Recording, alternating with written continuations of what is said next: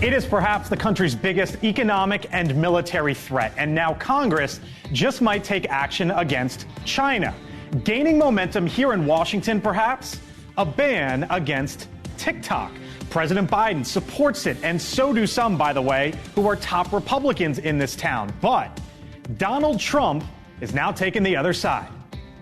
The thing I don't like is that without TikTok, you can make Facebook bigger, and I consider Facebook to be an enemy of the people. Now, if TikTok actually hits the open market, we know of one person, at least, who would want to buy it. Kevin O'Leary. You know him as Mr. Wonderful. So why does he want the app? And how do you even go about buying it? We're about to ask him. Come on in. I'm Blake Berman. This is The Hill on NewsNation.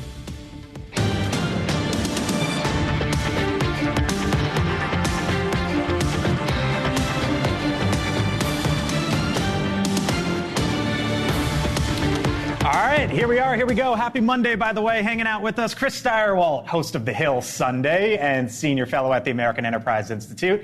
Kelly Meyer, Washington correspondent for NewsNation. Scott Bolden, NewsNation political contributor, former D.C. Democratic Party chairman. And Ashley Davis, former George W. Bush White House official. Hello to you all. Hello. Happy Monday. We made it through the weekend. We made it through that crazy week of politics last week. And then we saw Donald Trump, Chris, this morning saying, you know what? Banning TikTok all of a sudden is something he might be against, even though top Republican leadership here in Washington is seemingly for it. What's going on here? So when he was president, Trump tried to do a deal to force the parent company ByteDance to sell TikTok. And he had even arranged a buyer for it. It was going to go to Microsoft. I assume if Microsoft took over TikTok, he would always try to make you go into Microsoft Teams and then it would crash. But so Trump had this vision to do this deal and he couldn't put it together. He couldn't bring it to fruition. Right. I assume this is one part sour grapes, doesn't want Biden to get credit for it. But another part that he pointed out, he really hates Meta. He really, really hates Meta, and TikTok is Meta's big competitor. I mean, TikTok, it's like half the country, 150 million plus. We don't have an exact number. It's the most popular website in the United States. There you go. And popular overwhelmingly among young people, Ashley. So how much of this is, you know what? I can't alienate a massive voting block in an election year. Is there some of that? Yeah, absolutely. I mean, I think last week when we were on, it was a shock that this bill came out of committee 50-0, and then it was getting momentum. It's supposed to be on the House floor on Wednesday. But I think that this may cause a little bit of a pause. But I think there's other questions that we were talking about at the beginning of the segment before we got on, is this bill actually even legal? I think there'll be a long time before we see this come to fruition because there will be lawsuits. We talked about a First Amendment issue and taking away platforms and opportunities for people to express themselves. But I think it's interesting, once you get a divestiture and all the approvals are done. That's a sale. That's right? A sale. Yep. How do you implement divesting? That is, who puts together, Kevin O'Leary maybe? We're going to talk to Kevin O'Leary here in about a minute. He'll have competition on that also because his competitors won't want him to just take advantage of it. It'll be interesting to see who puts together, $300 billion to do that deal? We'll have to see. And will there be any foreign investors? Well, and they said the House Speaker was going to bring this up for a vote this week in the House. This could move pretty quickly, especially that it had such agreement, bipartisan agreement, which is rare in Congress, and likely to be supported in the Senate. This is a concern, national security concern. You're seeing more and more Democrats agreeing with Republicans that China is a threat. We saw President Biden saying that if it came to him, he would sign it. So this may move more quickly than we expect. But how many of those folks are on TikTok, using TikTok for political purposes and for entertainment?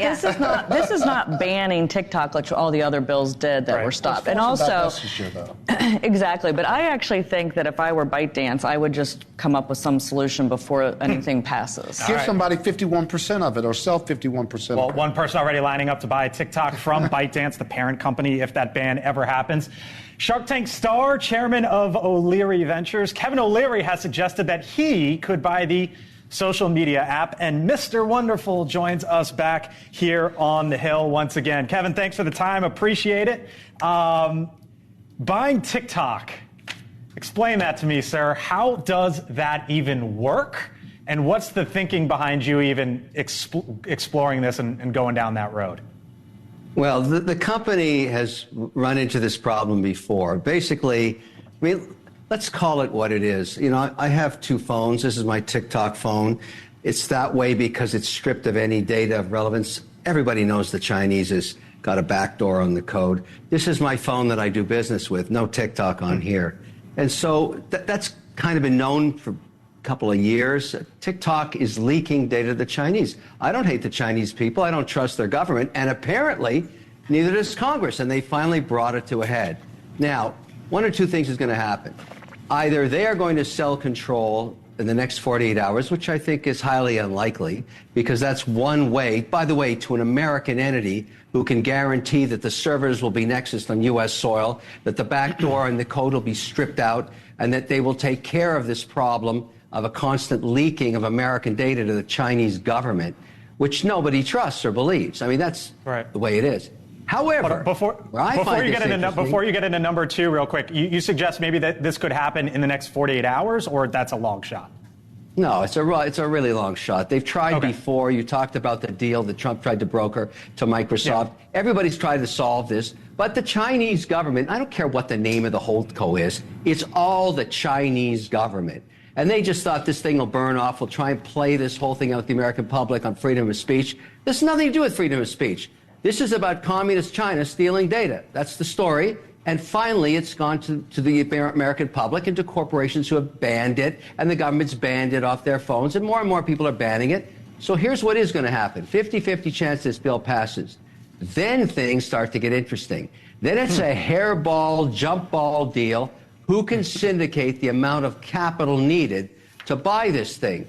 Now, I would go, and here's my plan, and I think this is the proper way to do it, is to bring the lawmakers that put this bill forward, form a bipartisan committee of 2 Republicans, 2 Democrats, as an oversight committee, which is really crazy for the next 18 months, but bring them into the process to buy time. Because you can't get a deal like this done overnight. It's really complicated. You just dropped the dirtiest word in Washington, Kevin, which is bipartisan. Do you think, A, that could actually happen, and then B, you know this better than I do, last round it was valued at, give or take, $225 billion. For context, that is 6x what Elon Musk paid Twitter. So how do you even go about putting that together? Well, it's complicated. It won't trade for that amount. What I'd like to do is ask my bipartisan committee, and by the way, here's how I feel about it. If anybody can pull this off on the Hill, it's me. I'm an advocate for small business. On a bipartisan basis, I get to walk to both sides. Everybody knows I support one thing, small business. I'm completely transparent, so I can work with them, and this is a bipartisan, as you said, these are rare. But here's how you do this.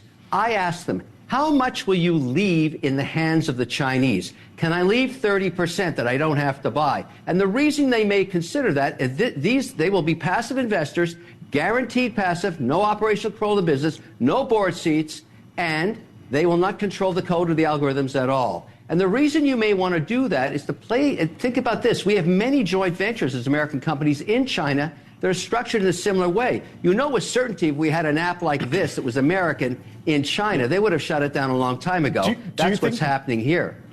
Do you think any of this will get a fair shot if it passes? Because at the end of the day, the government, in theory, could somehow block it, block a sale, block it. Well, that's why you want to work with the Hill. I don't want to do that. That is not the path of least resistance, but the only way to get it done. Form this 4-person committee that actually crafted the bill and say, we will come to you during the entire process to get each stage approved. That way you buy time to go get the funding. If I don't have to buy the Chinese, I don't know how many of the private equity guys that are U.S. are staying in the deal or they're going to flip. Got to talk to them next. Who knows? But who's going to do the work? Who's going to walk up and down the Hill doing this? Me. Who have you spoken to, Kevin, real quick, in the business world and up on Capitol Hill about this possibility? Well, I haven't talked to anybody that's an owner yet because I don't have to. There's no reason. We don't know what's going to happen with this bill. It all starts the second they turn it into law. Then it's yippee-yi-yo-ki-yay. This is going to be the craziest deal you've ever seen, and I love this kind of hairball stuff. I'll have to probably raise somewhere around $50 billion in debt and equity, and I've got lots of friends in sovereign wealth funds to go to. Hey, Kevin, Scott Bolden here. You know, in Washington, 2 + 2 = 4. And if there's a tie, how do you break that tie? Would you add one more independent? But you got to have an uneven number on that oversight committee with staff, don't you? You do. I'll be the chair of that committee if they'll let me.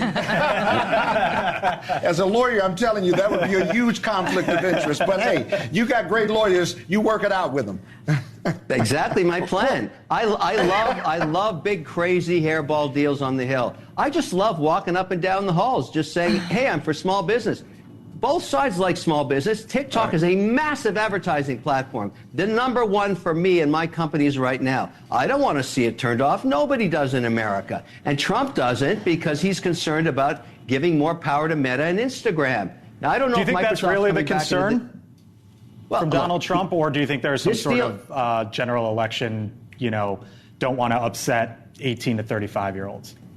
I basically think if you could tell the American people Chinese are not stealing their data, and their kids love this app, and it's now safe, you just won the race. It's that simple. Who's going to be the champion of that messaging? That's my question. The money is based on whether you think you can get a good deal. This is going to be an interesting transaction because it's going to be a forced sale. The company's going to have to figure out how to... This will be unprecedented in terms of size, but if this bill turns into law, it can happen.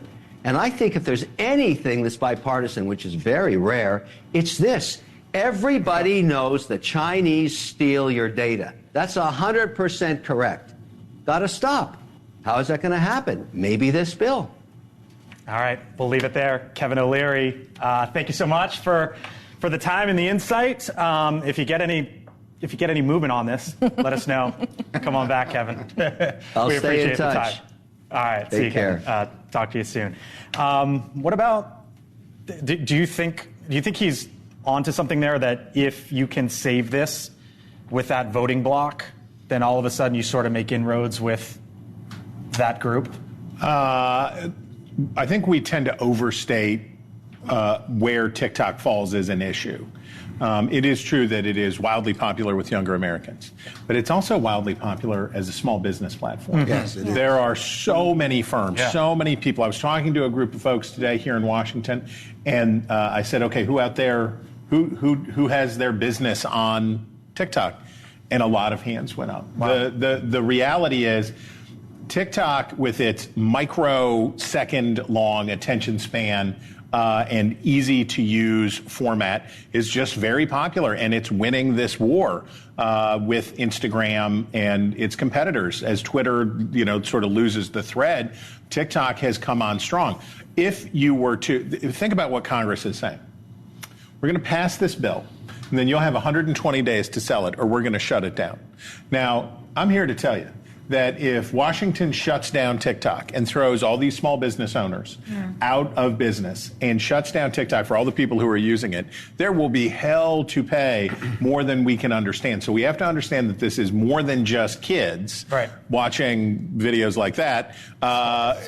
It's grown-ups who really use this platform. Well, and I do think that's exactly what Kevin was saying, because he really does talk about, only thing he talks about here in Washington is small business. So I think that's the angle.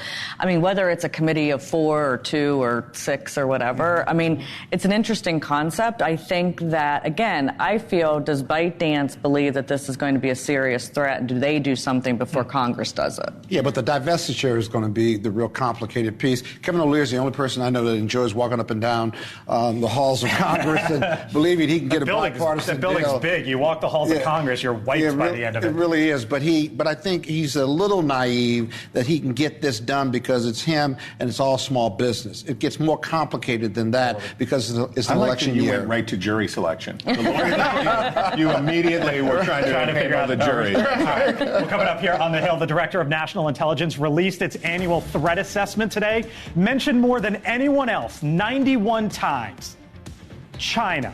Congresswoman Ashley Hinson from the China Select Committee joins us on the other side of the break. What threats does she see? We'll ask her. Plus, what exactly is ballot harvesting, and could it make a difference in this year's presidential election?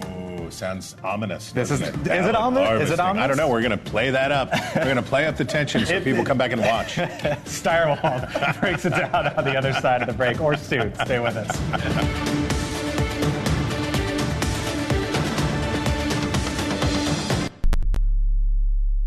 All right, welcome back here to the Hill on NewsNation. So the Director of National Intelligence released the U.S. intelligence community's annual threat assessment today. 40 pages in that document from the National Intelligence Director. China mentioned 91 times, more than any other country, about 20 times more than Russia. The report, for example, says, quote, China's serious demographic and economic challenges may make it an even more aggressive and unpredictable global actor.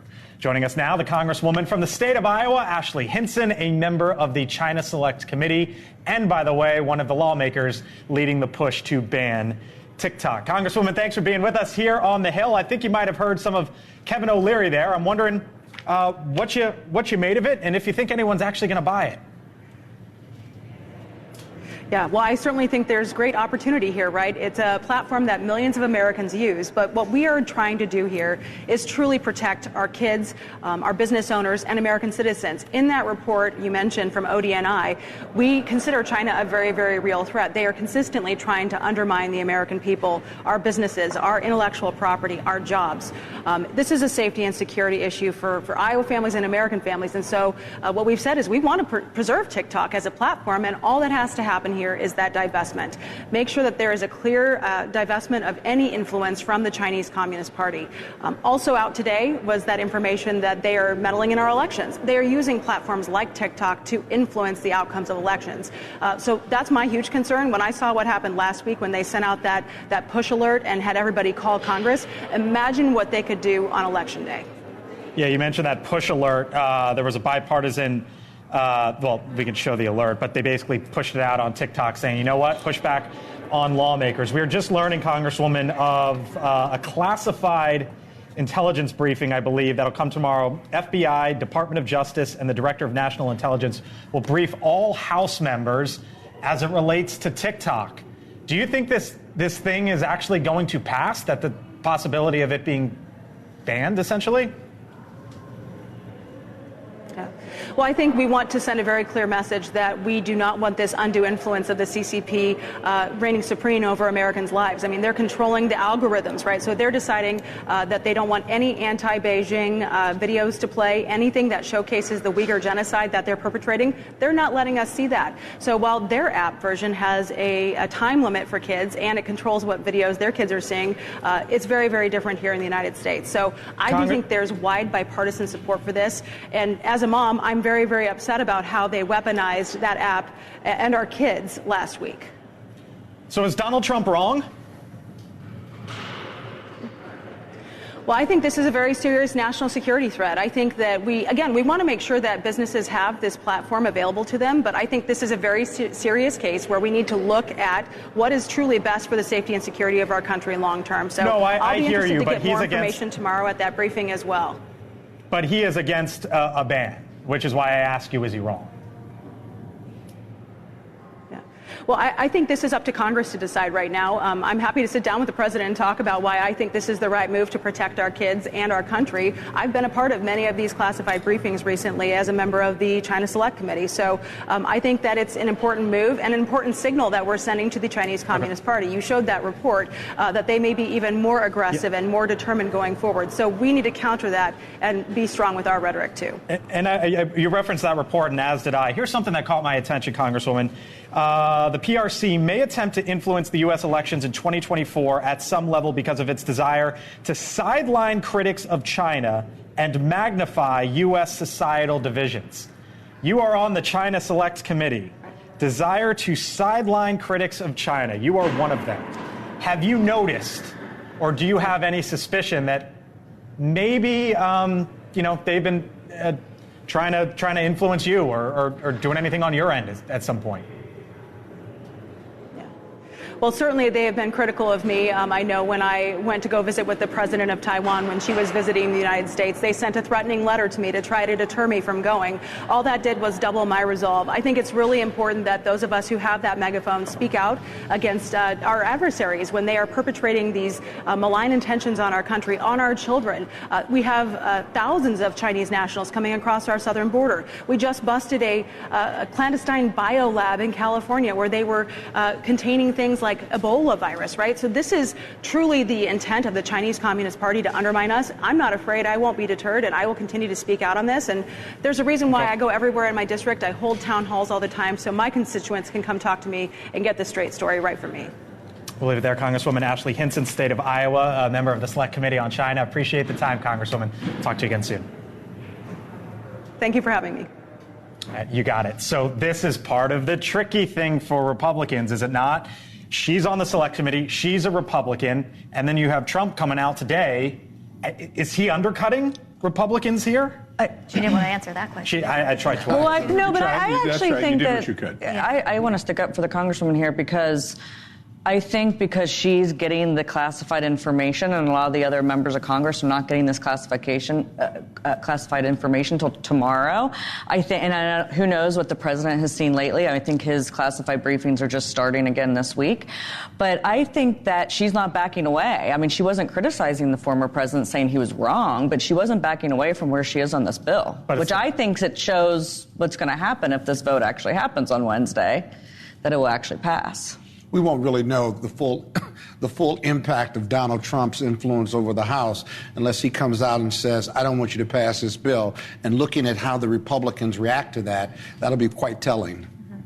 It's just interesting and kind of touching on what you were saying about the small business. Maybe Trump earlier was pushing for this ban when he was in office. It didn't happen. Now he's seeing that it's unpopular with small business owners, with young voters, and he's kind of now like, okay, I'm going to do the other thing and be the popular guy on the other side. Or it may be personal and petty. Right. Who knows? You never know. You never know. Right. But let me just say one thing about election interference.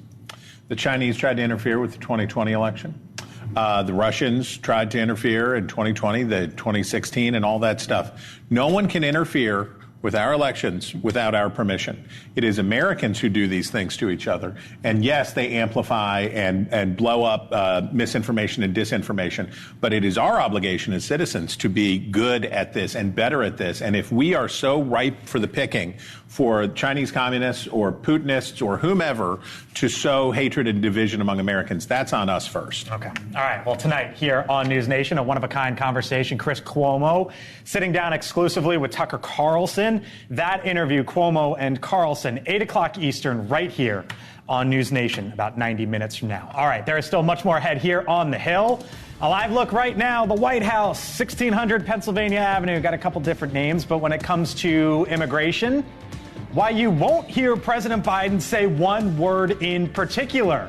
So why did the president just pull a 180 in 48 hours? It's weird to see the White House with sunlight at 6 Eastern, is it not? I saw that. I was like, oh, yeah, we turned the clocks forward. By the way, Steyerwalt breaks it down. You're talking about? Ballot harvesting and mail-in voting, and it's a very sexy topic. People are really fascinated by early and absentee voting. Donald Trump was against this. Yes. Now Republicans are for it, or they some would like version to of stop it? losing elections, and they have rethought how that works, and we'll talk about why and how and all that jazz. Steyerwalt on the other side of the break. Stay with us. You're watching The Hill here on NewsNation.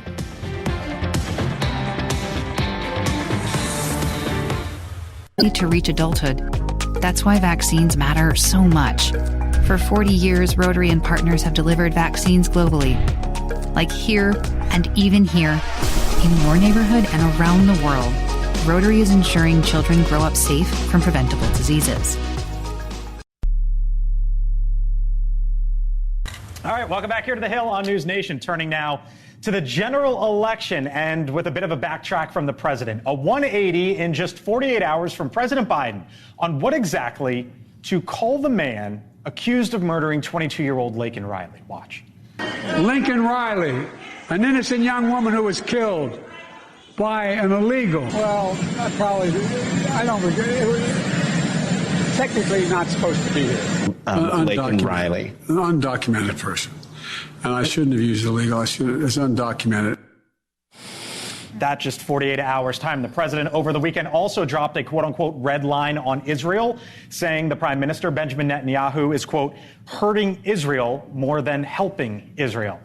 All right, Chris, I thought general election starts, which is what the Biden campaign, as you know, was saying, get through the State of the Union, and then it's the general starts to crystallize. I thought the general starts and you move to the middle. What we saw from President Biden was the general starting and then moving to the left? Is that what just happened here? Well, come on, Blake. So so let's take the Castro brothers. Okay. Democrat, not those Castro brothers.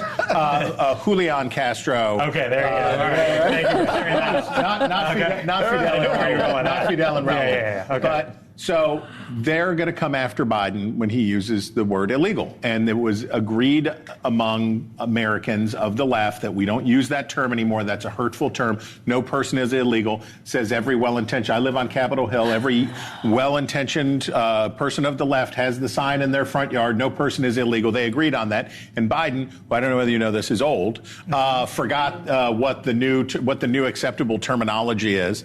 And he did not say a person lacking the proper documentation or whatever they wanted him to say. I don't think this is about moving left. This is about cleaning up a gaffe and throwing a bone to your base.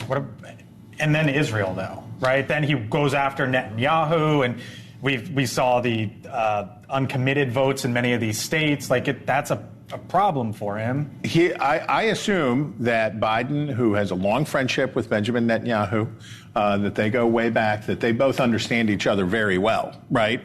And that Biden needs political cover here on the left, as you say, and it probably doesn't hurt Netanyahu to be able to say in Israel, I don't care what he says, we're going to do all this stuff. But it doesn't change the fact that what Biden needs is this to be done. Yes. He needs the matter done long before they get to the convention in Chicago this summer. He needs this matter to be concluded.